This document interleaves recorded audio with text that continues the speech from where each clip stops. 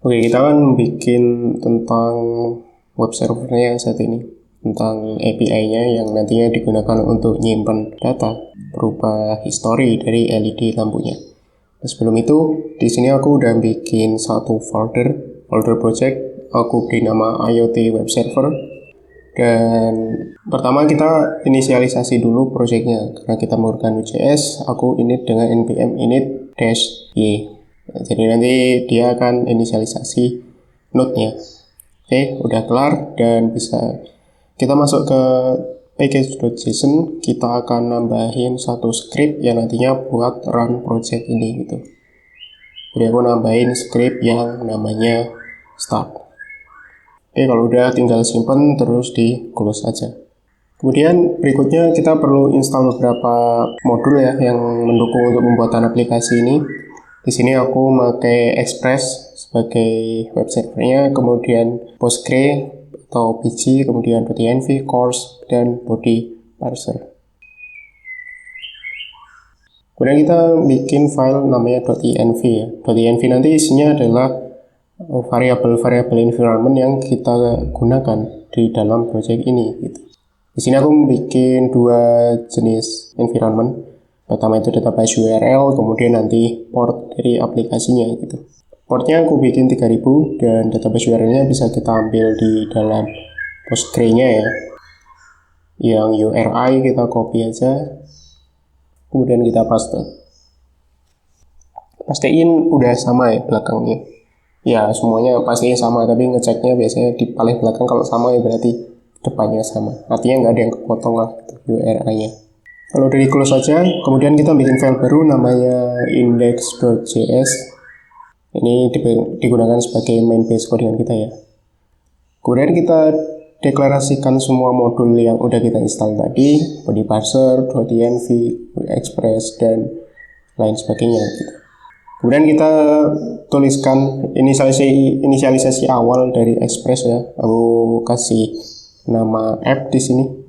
Kemudian kita menggunakan course dan body parser. Dan konfigurasi terakhir itu kita atur env kita atau environment melalui .env agar otomatis terpakai di dalam projectnya. Kemudian kita definisiin satu klien dari Postgre ya. Di sini kita pakai connection string untuk definisiin koneksinya.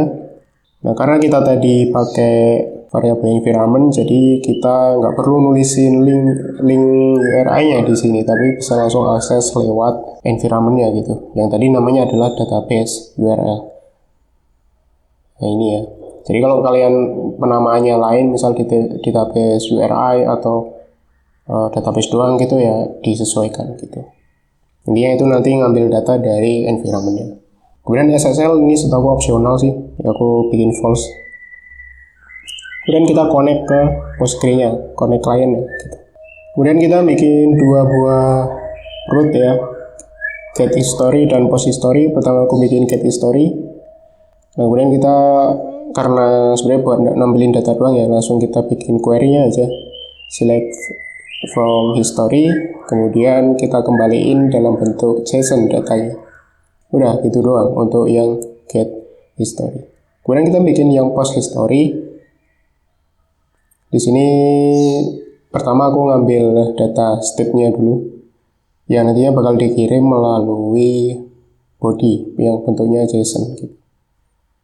Karena kita ngambil body yang didapat dari request, kemudian kita ambil objek state-nya. Terus tinggal query aja, query insert. Oh ya, dan ini pakai backtick ya. Backtick tuh tombol di bawah ESC. Jadi bukan petik satu, tapi backtick. Agak beda soalnya. Kemudian kita insert aja state-nya, value-nya kita ambil dari state pakai string literal. Oke, kemudian aku pengen ketika insert nanti ngembaliin data ID-nya, jadi aku kasih tambahan returning history ID gitu. Nah, di sini aku cuma nambahin state doang karena emang history ID-nya dia otomatis tergenerate oleh Postgre-nya, dan waktunya ya, created at-nya itu udah dibuat secara default oleh Postgre-nya. Jadi kita sebenarnya tinggal nambahin data state-nya aja gitu. Kemudian di sini aku set untuk course-nya. Jadi semua IP bisa akses dan bisa akses semua metode. Gitu. Ini bertujuan biar nanti kita bisa pakai ini di luar localhost. Oke, terakhir kita buka koneksi ya, koneksi ke servernya ini, maksudku ke web servernya ini dengan port yang udah kita definisikan melalui environment variable-nya. Oke, kalau udah kita bisa coba jalanin ya. Di sini npm run start. Oke, kalau nggak ada error berarti udah beres, aman. Dan kemudian kita coba cek pakai Postman untuk API-nya. Apakah ada error ketika get atau post gitu. Saya tuliskan di sini URL-nya karena ini kebetulan aku lagi jalanin lewat lokal, jadi pakai localhost. Portnya 3000, kemudian pakai root history. Coba aku get, kemudian di sini ada satu array ya, array kosong, artinya dia udah berhasil. Maksudnya kan array kosong karena emang database kita nggak ada isinya gitu, jadi yang di return ya kosongan. Kemudian kita coba yang post di sini, rootnya masih sama. Kemudian kita masukin datanya lewat body, pilih raw dan JSON. Di sini kita bisa nuliskan JSON untuk ngisi state ya. State-nya misalkan aku isi 0 di sini, kemudian kita send. Nah, ketika hasil return-nya adalah ID di sini dan nggak ada error ya maksudnya, berarti API kita udah berhasil terbuat, udah sukses lah gitu. Kalau kita coba get lagi, nah di sini udah ada hasilnya ya. Udah lengkap dari history ID, state, dan created ad-nya udah ada gitu. Ya, terakhir kita mau deploy ini ke Heroku. Oke, sebelumnya mungkin karena udah nggak kepake, aku stop aja ini servernya. Jadi balik lagi ke Heroku kita, terus masuk ke aplikasinya ya. Kita masuk ke deploy.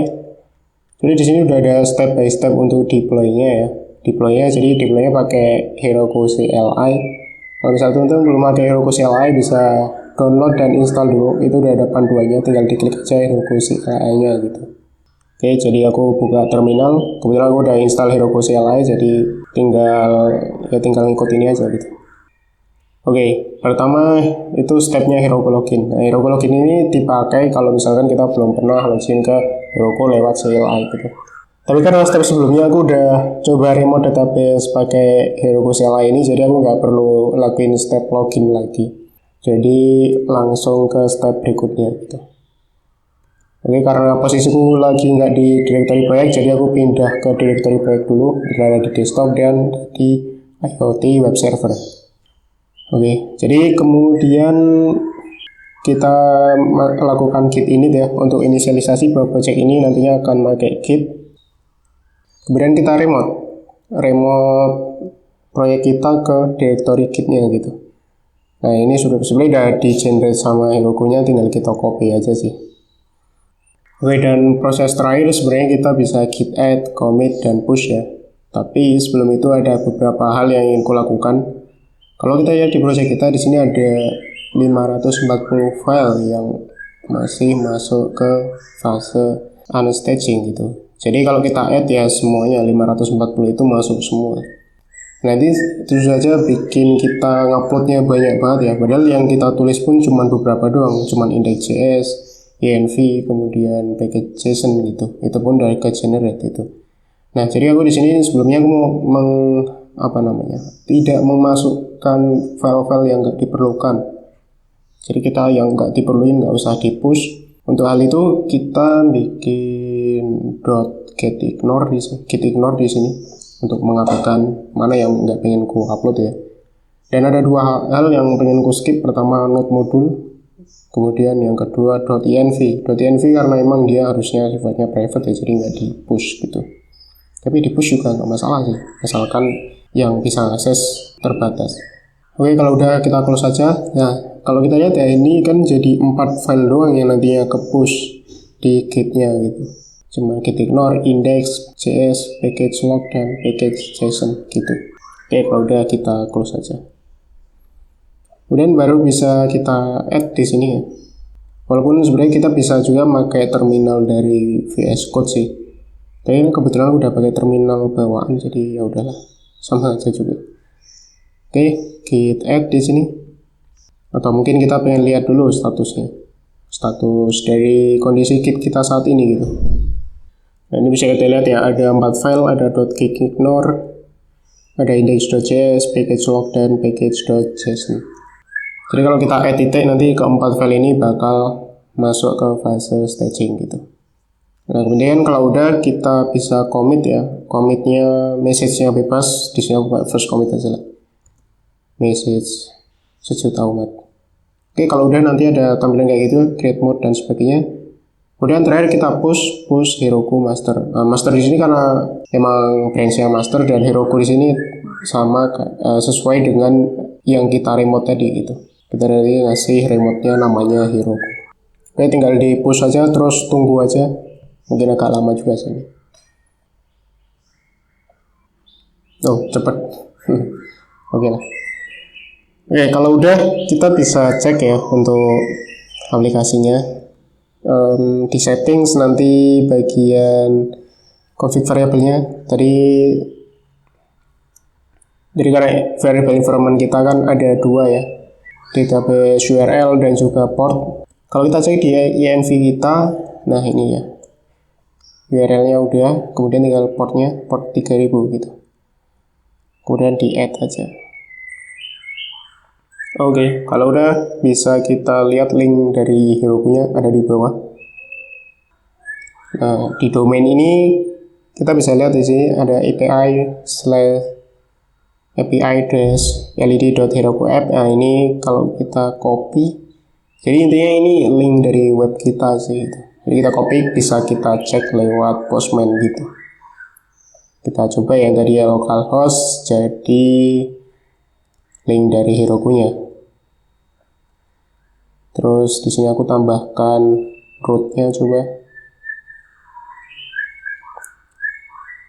Oke, sama kayak tadi ya, berarti udah berhasil. API-nya udah ke deploy dan bisa diakses dari mana aja gitu. Kemudian kalau kita coba untuk post di sini, misalkan state-nya aku isi 1. Oke, keluar ID 2. Apakah ada masuk? Kita get. Oke, udah 2 data yang masuk. Berarti udah aman ya untuk API-nya.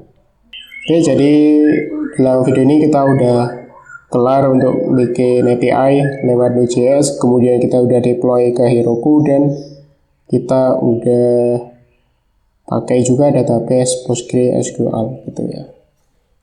Oke, mungkin itu untuk API-nya. Nanti video berikutnya kita akan bahas gimana implementasi ke IoT-nya, gimana kita ngontrol ILED-nya, kemudian gimana kita connect ke API-nya gitu.